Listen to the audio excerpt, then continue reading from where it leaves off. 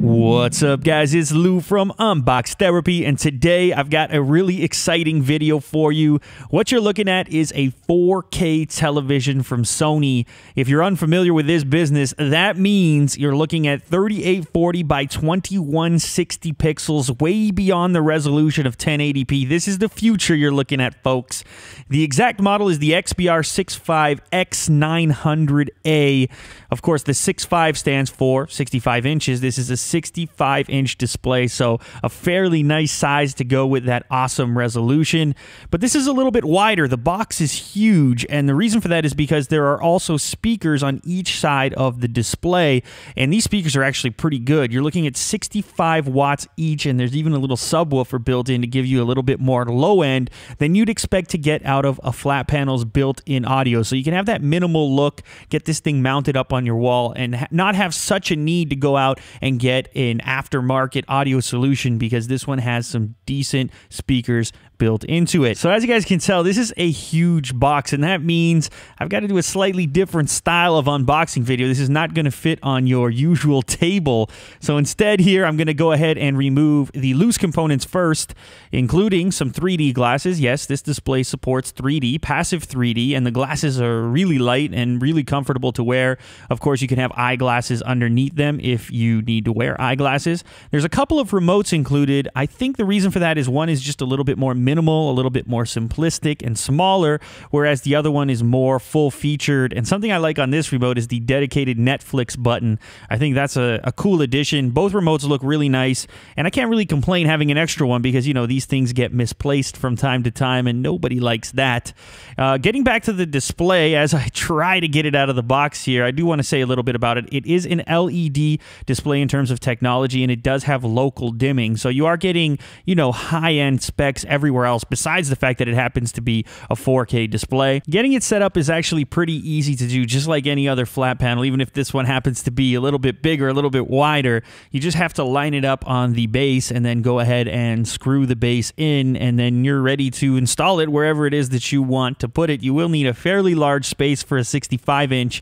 This thing is fairly imposing, so you can watch me here struggle with some of the packaging. These are never really that elegant to unbox, but I think it's interesting nonetheless to take a look at what you do when you get something like this at your house. This is a little cover piece for the back. After you get the base installed, you can use that piece to cover up some of the hardware.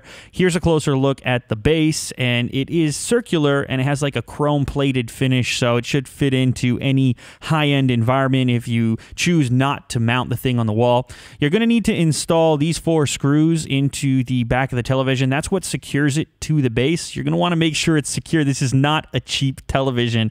This is actually a good time to mention, if you guys are interested in checking out this TV for yourself, if you want to see more specs, if you want to see pricing and availability, I will have links down in the description, including a link to Future Shop. I want to give them a big shout out, especially the Yonge and Dundas location, for allowing me to play around with this thing, even though it is such an expensive and new technology. The back of the display features all of the ports and inputs that you would expect to have on a high-end television, including a bunch of HDMIs, a cable/antenna input. You've got component input, composite, so all your analog stuff that you may or may not want to use. You have an internet port, even though you don't need to use that LAN. You can use Wi-Fi since the TV does have it if you prefer to go that route. You've got optical in. You have a special HDMI that supports the MHL protocol.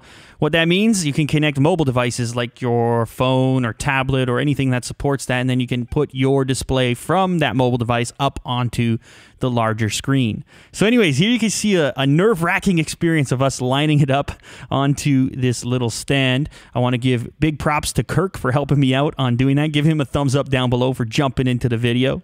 But as you can see, this is a beautiful looking display. You know, there's going to be sort of mixed feelings on the speakers on the side for people, whether or not that's something they want to add on their own or if they like the integrated look. I'm personally a fan of it.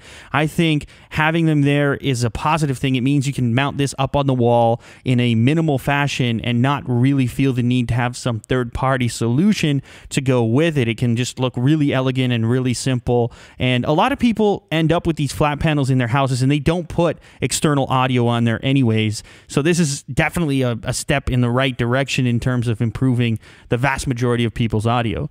Anyways, let's talk about the image. That's the main thing here. I had a limited amount of 4K content that I could actually look at. There's really only the in-TV demo, which was some still images, and it's very hard to portray to you in this video exactly what 4K looks like if you haven't seen it in person.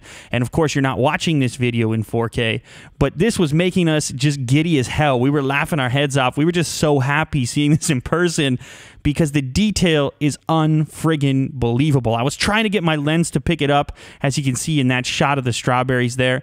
But a lot of what people are going to be doing with these TVs, at least in the short term, is using them for 1080p content, you know, for Blu-rays and whatnot, because there's just not a lot of 4K content available, including the fact that game consoles don't output 4K. So here you can see the 1080p trailer for Spider-Man, the latest Spider-Man, and the upscaling is actually pretty impressive. Sony's using something called the X Reality Pro picture engine, and that's what's going to upscale your 1080p coverage, footage, whatever you want to call it, up into 4K.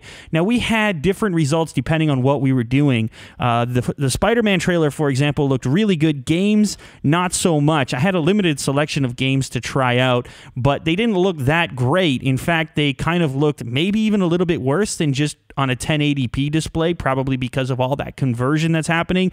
Granted, we are sitting only a couple of feet from it, so maybe I was being, you know, a little bit more critical than I would normally be. But the whole intent here is to get stuff that's going to eventually support 4K resolution, and then you can really start to take advantage of these 4K TVs. Anyways, very impressive nonetheless. I can't wait until these things become the standard and I get one in my own house. Very, very cool to get a chance to look at. If you guys are interested in pricing and availability, once again, the links are down below. If you enjoyed this video, make sure to leave a thumbs up. It does help out a bunch. And other than that, I will catch you guys on the next video. Later.